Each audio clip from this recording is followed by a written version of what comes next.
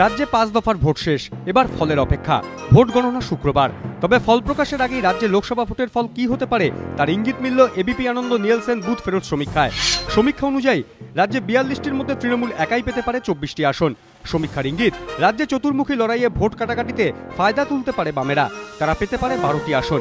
ABP আনন্দ Nielsen booth ফেরত সমীক্ষা অনুযায়ী রাজ্যে কংগ্রেসের আসন একটি কমে হতে পারে 5।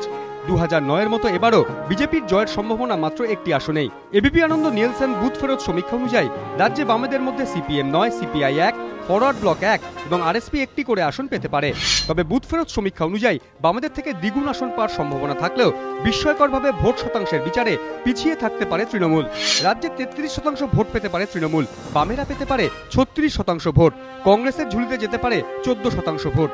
বিজেপির প্রাপ্ত ভোটের হার বেড়ে দাঁড়াতে পারে 13%, অন্যান্যরা পেতে পারে 4% ভোট। এবিপি আনন্দ।